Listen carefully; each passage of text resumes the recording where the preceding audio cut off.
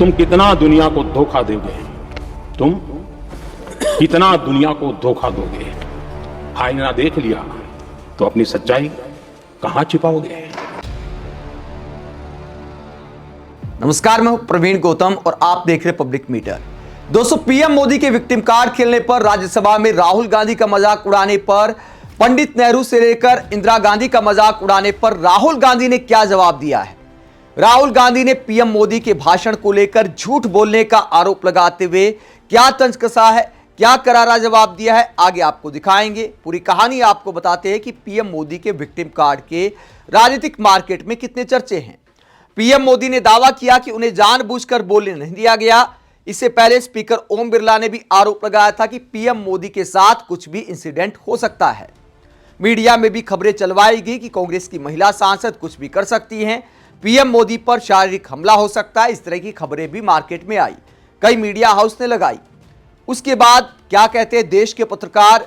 राहुल गांधी ने पीएम मोदी के भाषण पर क्या बोला है, मनोज झा ने क्या बोला है, सबके बयान आपको सुनाएंगे। पहले लोकसभा स्पीकर ओम बिरला के बाद पीएम मोदी ने संसद में अपने भाषण को लेकर क्या बोला?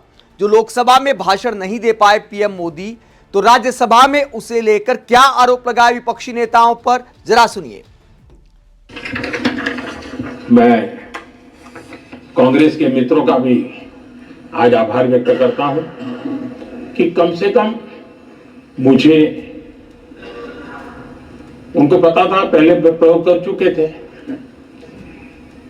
पिछले 10 साल में मुझे 5-6 बार इस प्रकार से बोलने से रोका गया, तो उनको मालूम था एक बार शुरू होता हूं तो रुकता नहीं। और मैंने कहा था एक बार एक अकेला, तो हम अनुभव से सीख गए कि इसमें कोई दाल गलने वाली नहीं है, तो समझदारी से काम लिया और ऐसी समझ उनको निरंतर मिलती रहे, ये भी मैं प्रार्थना करता हूं। तो पीएम मोदी यहां पर कहते हैं कि मुझे बोलने नहीं दिया गया क्योंकि मैं बोलता हूं तो रुकता नहीं हूं। लेकिन शुरू करने से आखिरकार किसने रोका? रोका तो राहुल गांधी को गया था। राहुल गांधी को रोकने के लिए स्पीकर ने काम किया, अमित शाह खड़े हुए, राजनाथ सिंह खड़े हुए, इसके अलावा निशिकांत दुबे खड़े हुए, कितने सांसद खड़े हुए राहुल गांधी के भाषण के दौरान। इसे कहते रोकना। पीएम मोदी जब भाषण देने आए नहीं तो रोका किसने? और फिर कहते एक अकेला सब पर भारी, मतलब वो डायलॉग याद दिला रहे थे, एक अकेला सब पर भारी। तो एक अकेला अगर सब पर भारी है तो पीएम मोदी जाते संसद में, सामने प्रोटेस्ट होता रहता, फिर एक अकेला वाला डायलॉग बोल लेते, लेकिन गए नहीं तो एक अकेला वाला डायलॉग क्यों? इसे लेकर सब हैरान हैं। विक्टिम कार्ड भी खेलते हैं और फिर कहते एक अकेला सब पर भारी। देश के पत्रकार इस पूरे इंसिडेंट को लेकर क्या कहते हैं? जब पीएम मोदी ने इस तरह की बात की, स्पीकर ओम बिरला ने कहा कि प्रधानमंत्री के साथ कुछ भी हो सकता था, तो वरिष्ठ पत्रकार आदेश रावल कहते हैं अगर देश की संसद के भीतर प्रधानमंत्री जी को विपक्षी महिला सांसदों से खतरा है तो एनएसए से लेकर गृह मंत्री तक को इस्तीफा दे देना चाहिए। संसद के भीतर भी षड्यंत्र रचे जा रहे, तो फिर जनरल नरवणे ने अपनी किताब में जो लिखा है वो 100% सही है। तो आदेश रावल के कहने का मतलब है कि प्रधानमंत्री अगर संसद में सुरक्षित नहीं है तो फिर देश कैसे सुरक्षित है? इसके बाद वरिष्ठ पत्रकार राजदीप सरदेसाई पीएम मोदी के नेहरू की आलोचना करने को लेकर कहते हैं हर भाषण में नेहरू आ जाते हैं, इंदिरा गांधी आ जाती हैं, राहुल गांधी से लेकर उनके पूर्वजों तक हर पीढ़ी को कोसने का काम करते हैं। तो पंडित नेहरू का पीएम मोदी ने फिर मजाक उड़ाया। तो राजदीप सरदेसाई ने कहा कि नेहरू जी की मौत तो 1964 में हो चुकी है, अब हम 2026 में आ गए हैं, फिर भी लगता है कि देश की संसद में नेहरू का भूत घूम रहा है। तो ये राजदीप सरदेसाई कहते कि नेहरू का भूत परेशान करा है देश की पार्लियामेंट में। 1964 में नेहरू चले गए, लेकिन 2026 में भी वो परेशान कर रहे हैं। इसके बाद वरिष्ठ पत्रकार प्रभाकर कुमार मिश्रा पीएम मोदी वाली बात को लेकर कहते, जो ओम बिरला ने कहा कि पीएम मोदी के साथ कुछ हो सकता था, तो प्रभाकर मिश्रा कहते हैं भारत के लोकतंत्र के इतिहास में यह पहला मौका है जब विपक्षी सांसदों से प्रधानमंत्री को खतरा बताया जा रहा है। दुनिया वाले सुनेंगे तो क्या कहेंगे? बोलते समय कुछ तो सोचना था। वाकई सोचने वाली बात तो है कि देश के प्रधानमंत्री को भारत की संसद में खतरा है। मतलब किस बात से खतरा है, ये लॉजिक से परे नजर आता है। विक्टिम कार्ड खेलने की भी कोई हद होती है। मनोज झा इसे लेकर क्या कहते हैं? आरजेडी के सांसद मनोज झा कहते हैं जब सत्ता के सर्वोच्च पदों पर बैठे लोग, मसलन हमारे प्रधानमंत्री जी, स्वयं को पीड़ित के रूप में प्रस्तुत करने लगते हैं तो सार्वजनिक जीवन की भाषा में एक गंभीर विकृति पैदा होती है। लोकतंत्र में पीड़ित होना सत्ता के सामने असहाय होने की स्थिति को दर्शाता है। क्या अब हम ये मान लें कि सत्ता स्वयं पीड़ित हो सकती है? क्या ये जवाबदेही से बचने की रणनीति है?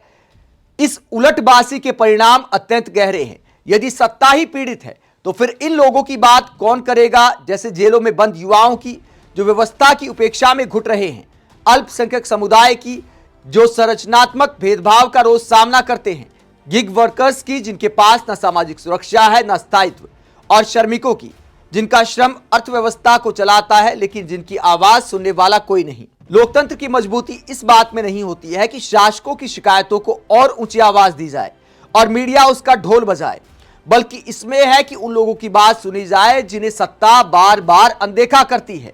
तो मनोज झा कहते हैं, जब सत्ता ही पीड़ित महसूस कर रही है तो फिर आम लोगों की आवाज कौन उठाएगा? मीडिया भी प्रधानमंत्री को विक्टिम दिखाकर उनके लिए न्याय मांगती रहती है, जबकि जिन लोगों के साथ अन्याय हो रहा है, जो वाकई पीड़ित हैं, उनकी आवाज उठाने की जिम्मेदारी है मीडिया की और समाधान करने का दायित्व है मोदी सरकार का। लेकिन यहां पर बार बार खुद को ही पीड़ित बताया जाता है तो समाधान कहां से निकलेगा जिनके साथ नाइंसाफी हो रही है? वहीं प्रियंका भारती स्पीकर साहब को कहती है, जब स्पीकर साहब ने बोला कि मैंने ही पीएम मोदी को बोला कि आप संसद मत आना, आपके साथ कुछ भी हो सकता है, तो प्रियंका भारती कहती हैं, मेरे पास ऐसी जानकारी आई कि कांग्रेस पीएम के साथ अप्रत्याशित घटना कर सकती है। ओम बिरला जी देश के सामने उस जानकारी को साबित करें या फिर अपने घृणित आरोप के लिए माफी मांगे। 56 इंच वाला संसद में आने से डरता हो, उसे क्या चीन, पाक, बांग्लादेश, यूएसए डरेगा? एक कायर आदमी के बचाव में इस तरह से नहीं आना चाहिए। तो विपक्षी नेता सवाल पूछ रहे हैं कि आखिरकार ऐसा क्या हो सकता था जो इस तरह की कहानियां बनाई गई। वहीं मल्लिकार्जुन खड़गे ने क्या कहा? जब पीएम मोदी के भाषण में विपक्ष ने वॉकआउट किया तो मल्लिकार्जुन खड़गे कहते हैं, मोदी सरकार ने ठान लिया कि दोनों ऑपोजिशन लीडर्स को बात करने नहीं देना है, ना लोकसभा में ना राज्यसभा में। हमारे बड़े बड़े नेता जिन्होंने इस देश के लिए कुर्बानी दी, जिन्होंने इस देश के लिए लड़ाई लड़ी, जेलों में गए और अंग्रेजों के खिलाफ लड़कर देश को आजादी दिलाई, उन नेताओं के खिलाफ एक आदमी सदन में बोलता है, उसे माइक दिया जाता है, वो माइक पर मनमानी गालियां देता है और सरकार वाले चुप्पी साध देते हैं। क्या भाजपा वालों ने कभी इसकी निंदा की है? इसीलिए सारे विपक्ष की पार्टियों के नेताओं ने तय किया कि अगर वो हमें बात नहीं करने देंगे तो हमें वॉकआउट करना चाहिए, प्रोटेस्ट करना चाहिए। वहीं पीएम मोदी के इस विक्टिम कार्ड पर और विपक्ष पर आरोप लगाने को लेकर राहुल गांधी क्या कहते हैं? राहुल गांधी ने पीएम मोदी पर सवालों से भागने का आरोप लगाया और कहा, बस सवालों से इतनी घबराहट, मोदी जी सच्चाई से ऐसा डरे, झूठ की शरण ले ली। खैर, जो उचित समझा वही किया।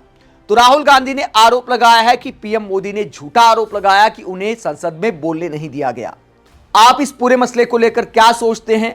जहां पीएम मोदी यह दावा करते हैं कि उन्हें जानबूझकर बोलने नहीं दिया गया और यह भी दावा किया कि उनकी कब्र खुदेगी जैसे नारे लगते हैं बार बार पीएम मोदी के विक्टिम कार्ड खेलने पर, आप क्या सोचते हैं? क्या देश के प्रधानमंत्री को खुद को इतना असहाय दिखाना चाहिए जबकि सबसे ताकतवर पद पर बैठे हैं? कमेंट बॉक्स में अपनी राय जरूर दें, साथ ही चैनल को सब्सक्राइब भी करें। नमस्कार।